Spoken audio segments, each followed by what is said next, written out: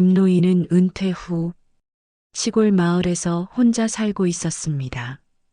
도시에서 내려온 지는 벌써 10년이 넘었지만 이혼 후의 상처는 여전히 마음 한구석에 상처로 남아 있었죠. 집앞 마당엔 잡초가 무성했고 낡은 벤치 위엔 먼지가 내려앉았습니다. 그는 매일같이 라디오를 들으며 식은 커피를 마셨습니다. 조용한 삶이라 생각했지만 사실은 외로움에 묻혀 사는 나날이었습니다. 어느 날 친구 최노인이 찾아와 말을 꺼냈습니다. 이번 주에 복지관 봉사 모임이 있대. 얼굴도 좀 보고 기분 전환도 좀 하자고. 김노인은 처음엔 마지못해 고개를 끄덕였습니다. 하지만 그 약속은 그의 인생을 바꿔놓는 작은 시작이 되었습니다. 복지관 안은 따뜻한 햇살이 비치고 사람들의 웃음소리로 가득했습니다. 그곳에서 그는 처음으로 박선영이라는 여인을 만났습니다. 선영은 다른 사람들의 식판을 정리하느라 바쁘게 움직이고 있었죠. 그러다 김노인이 흘린 물컵을 대신 주워주며 미소 지었습니다. 괜찮으세요? 요즘 어르신들이 손이 자주 미끄러지시더라고요. 그 말에 김노인은 괜히 얼굴이 붉어졌습니다. 오랜만에 누군가의 다정한 말투를 들은 탓이었죠. 이후로 그는 복지관을 자주 찾게 되었습니다. 처음엔 봉사라기보다 그냥 선영을 다시 보고 싶은 마음이 컸습니다.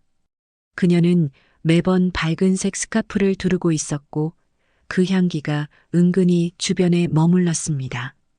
김노인은 자신도 모르게 아침마다 옷차림을 챙기고 머리를 빗기 시작했습니다. 괜히 꾸미긴 뭘 꾸며 나이가 몇인데 스스로 중얼거리며도 발걸음은 가벼웠습니다. 복지관 사람들은 둘을 은근히 떠보았습니다. 요즘 두 분 참 보기 좋네요. 그 말에 선영은 수줍게 웃으며 고개를 숙였고 김노인은 괜히 민망하기만 했습니다. 서로의 나이를 넘어선 설렘이 그들 사이에 천천히 피어나고 있었죠. 하루는 봉사가 끝난 뒤 선영이 제안을 했습니다. 근처에 새로 생긴 찻집이 있다는데 같이 가실래요? 김노인은 잠시 머뭇거리다가 그래요. 뭐 커피 한 잔쯤은 괜찮죠? 하고 대답했습니다. 그날 두 사람은 마을의 조용한 찻집 구석에서 오랜 이야기들을 나누었습니다. 그는 실패한 결혼과 외로운 세월을 털어놓았고 그녀는 남편을 잃고 혼자 살아온 이야기를 들려주었습니다. 밖에서는 봄비가 부드럽게 내리고 있었습니다. 김노인은 창밖을 보며 속으로 생각했습니다. 이런 날 이렇게 누군가와 차를 마시는 게 얼마만인가. 그의 마음 한켠이 오랜만에 따뜻해졌습니다. 그리고 그날 밤 집으로 돌아오는 길에 그는 문득 웃음을 지었습니다. 나도 아직 살아있구나. 그 미소는 세월이 앗아간 것들을 잠시나마 되돌려주는 듯 했습니다. 선영 씨가 집에 드나들기 시작한 것은 그 만남으로부터 2달이 지난 뒤였습니다. 처음에는 잠깐 차 한 잔 나누는 사이였지만 어느새 그녀는 자연스럽게 김노인의 일상에 녹아들었죠.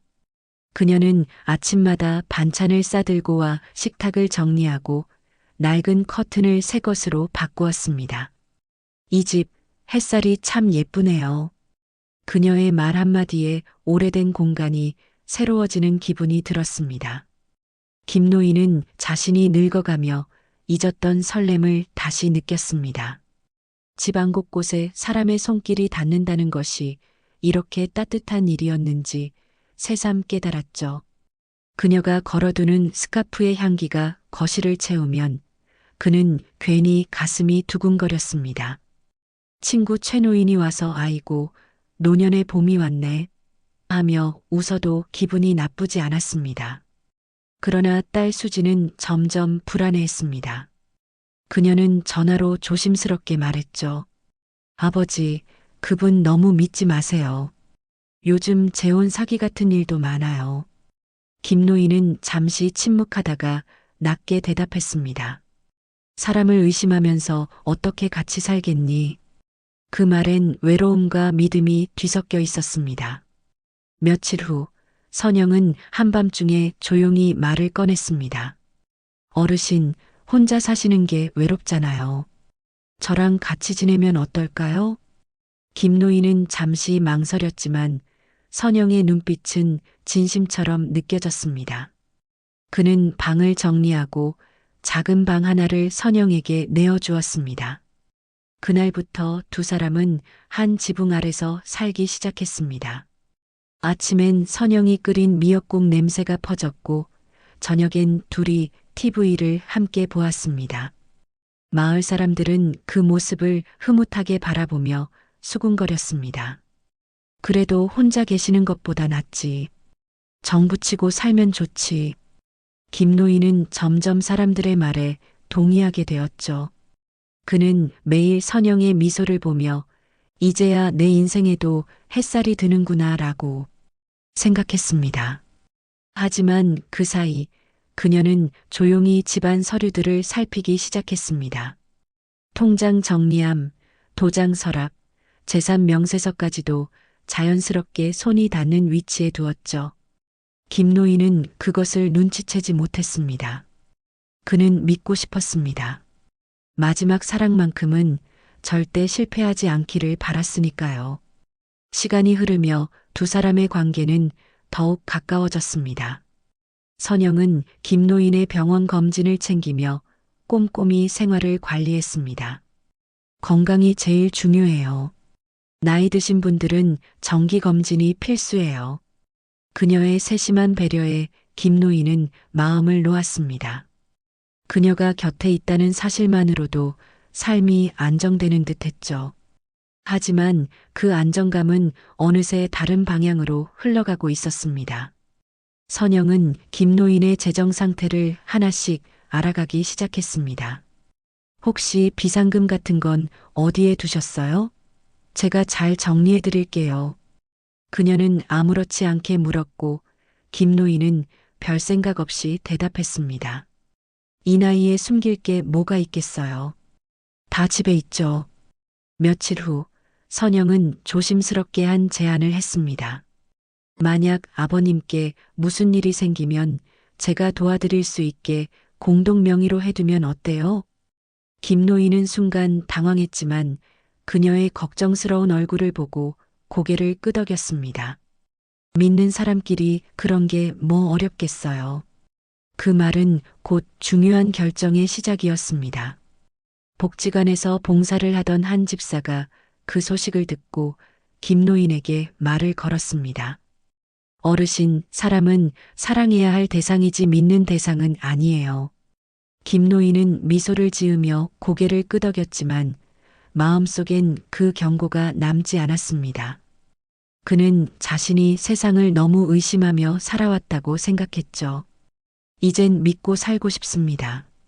그의 눈빛에는 진심이 담겨 있었습니다. 며칠 후 서류들은 모두 처리되었습니다. 통장 명의가 바뀌고 집 문서에도 선영의 이름이 함께 들어갔습니다.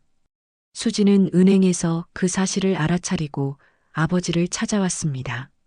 아버지, 도대체 왜 그러셨어요? 그건 위험한 일이에요. 김노인은 딸의 눈을 피하며 말했다.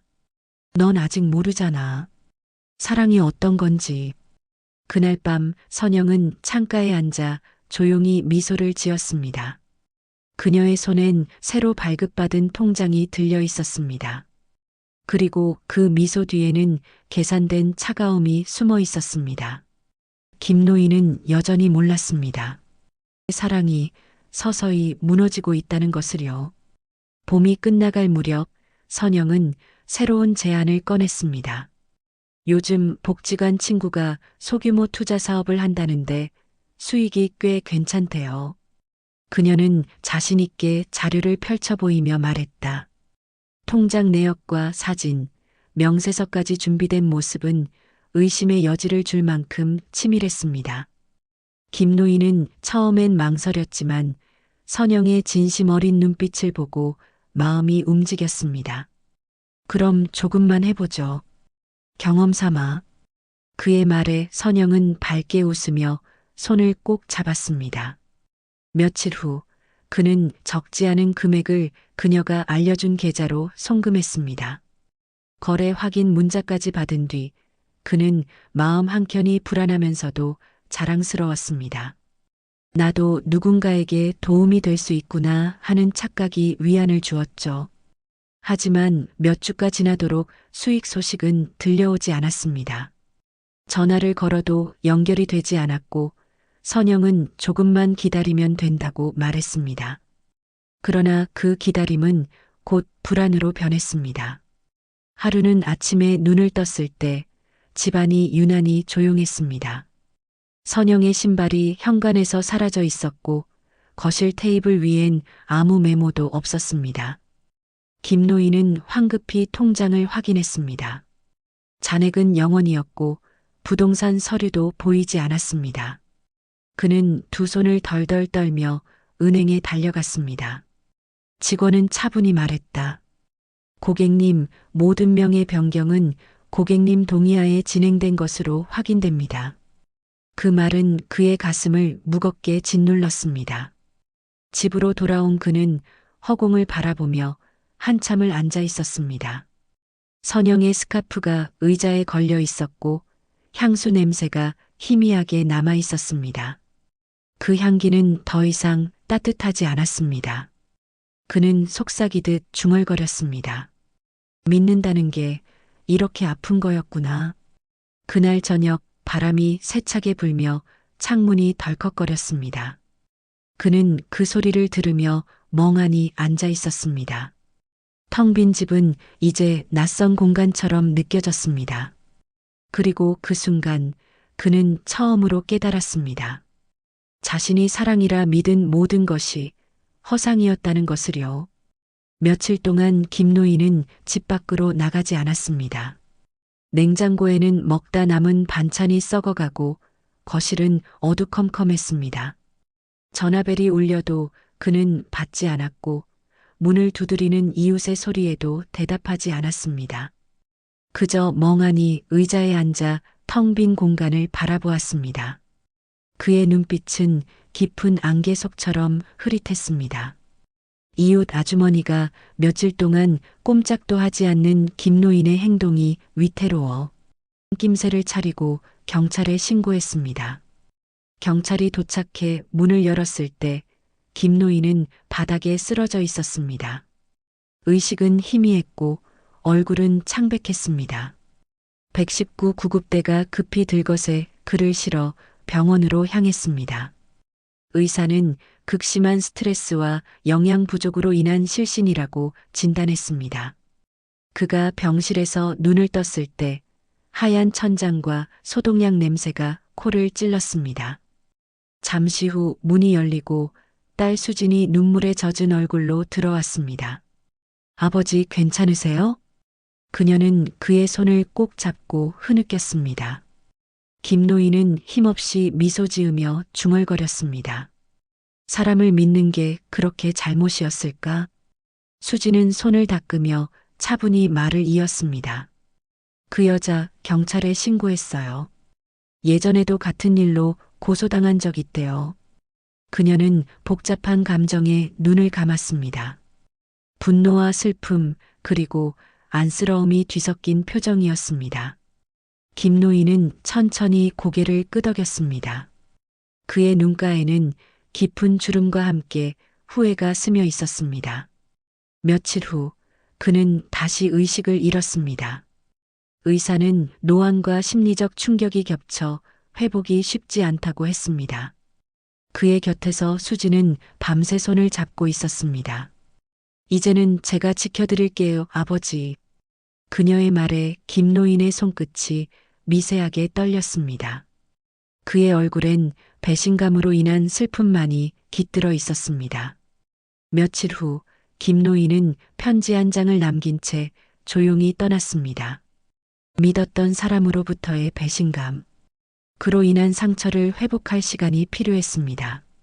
딸 수지는 아버지와 연락이 되지 않자 걱정스런 마음으로 황급히 김노인의 집을 찾아갔습니다. 먼지가 내려앉은 식탁 위에 편지 봉투 하나가 있었습니다. 수진아, 내가 이걸 읽을 땐 내가 곁에 없겠구나. 잠시 지친 마음을 추스릴 시간이 필요하니 너무 걱정 말거라. 그 문장으로 시작된 편지는 떨린 손글씨로 빼곡히 채워져 있었습니다. 나는 끝까지 사람을 믿고 싶었다. 미련한 일이라도 그게 나였으니까. 수지는 편지를 쥔 채 한참을 울었습니다. 아버지가 왜 그토록 선영을 믿으려 했는지 이제야 이해할 것 같았습니다. 그는 사랑받고 싶었던 것입니다. 그 외로움이 그를 무너뜨렸지만 동시에 살아갈 의지도 되었던 것입니다. 수지는 눈물을 닦고 결심했습니다. 아버지의 이야기를 세상에 알릴 거예요. 또 다른 피해자가 나오지 않도록. 그녀는 복지관을 찾아가 아버지의 마지막 봉사 기록을 확인했습니다. 한 집사가 그녀를 반갑게 맞으며 조용히 말했습니다. 그분은 마지막까지 따뜻한 분이었습니다. 누구를 미워하지 않으셨죠? 수지는 고개를 숙이며 고맙다고 인사했습니다. 그리고 그날 밤 그녀는 아버지의 이름으로 고소장을 작성했습니다.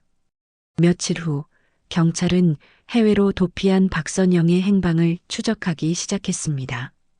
언론에도 노인 대상 재혼 사기 사건이 보도되며 큰 파장이 일었습니다.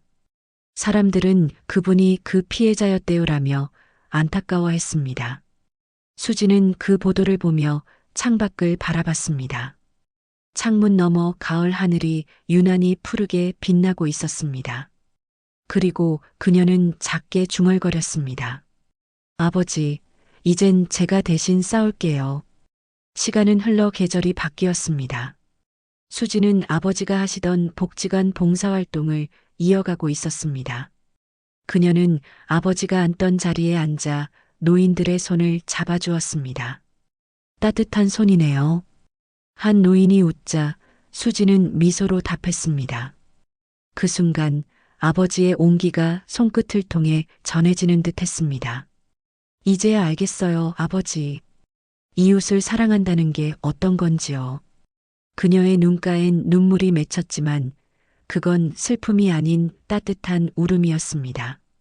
한편 교도소의 어두운 복도에서는 선영이 조용히 걸어가고 있었습니다. 매일 반성문을 쓰며 과거를 되돌아보았습니다. 그 사람만은 진심이었는데 왜 나는 그렇게 살았을까? 글씨는 점점 번져갔고 종이 위엔 눈물 자국이 남았습니다.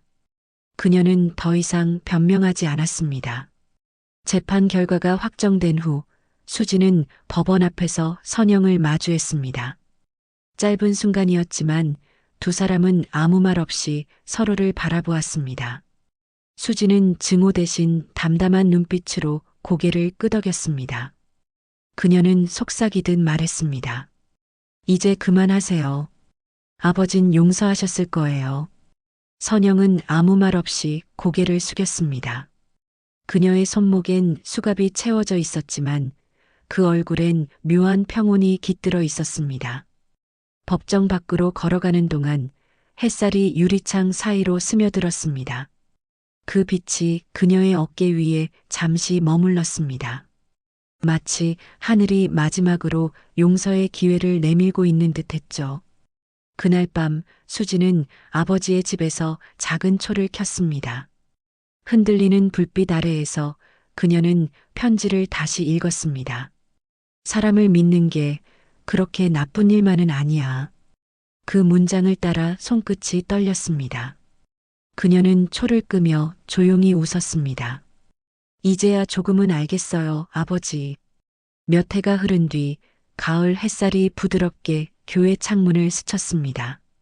작은 예배당 안에는 김노인과 그의 딸 수진이 함께 예배를 드리고 있었습니다. 딸 수진은 눈을 감고 두 손을 모았습니다. 그녀의 얼굴에는 슬픔 대신 평온이 깃들어 있었습니다. 김노인은 딸에게 미소 지으며 말을 이어갔습니다. 나는 그저 외로웠고 누군가로부터 사랑받고 싶었을 뿐인데 알고 보니 그분의 사랑이야말로 완전한 사랑이더구나. 그 말에 수지는 조용히 고개를 끄덕였습니다. 예배당의 스피커에서 잔잔한 찬양이 흘러나오자 그녀는 눈을 떴습니다. 빛이 창문 너머로 들어와 아버지의 얼굴 위에 부드럽게 내려앉았습니다. 예배가 끝난 후 김노인과 수지는 교회 마당으로 나왔습니다. 가을바람이 살짝 불며 나뭇잎이 흩날렸습니다. 김노인은 하늘을 바라보며 미소 지었습니다. 구름 사이로 햇살이 퍼져나오고 그 빛이 마치 아버지의 손길처럼 느껴졌습니다. 아버지의 사랑으로 용서하고 다시 회복해 하여 주심에 감사합니다. 그 순간 누군가 뒤에서 다가와 인사를 건넸습니다. 오랜만입니다, 어르신. 예전 복지관에서 함께 봉사했었어요. 김노인은 반가운 눈빛으로 돌아봤습니다. 아이고, 오랜만입니다. 그동안 잘 지내셨습니까? 그땐 집사님의 충고를 잘 이해하지 못했었는데 이제는 그 말이 무슨 뜻인지 알겠어요. 두 사람은 잠시 옛 이야기를 나누며 웃었습니다. 한편 멀리 떨어진 시골의 한 작은 마을에서는 박선영이 조용히 마당을 쓸고 있었습니다. 회색 수의를 벗고 봉사복을 입은 그녀의 얼굴은 한결 편안했습니다. 그녀는 교도소에서 받은 낡은 십자가를 손에 쥐고 기도했습니다. 부디 저에게도 긍휼로 함께 해주세요. 그 기도 속에서 눈물이 한 줄기 흘렀습니다. 해가 지고 하늘은 노을빛으로 물들었습니다. 수지는 다시 하늘을 올려다보았습니다. 그곳엔 구름 사이로 부드럽게 웃는 아버지의 얼굴이 비치는 듯 했습니다. 사람이 사람을 믿는 게 그렇게 나쁜 일만은 아니죠. 그녀는 속삭이며 눈을 감았습니다. 그리고 그 순간 세상은 한층 더 따뜻해졌습니다.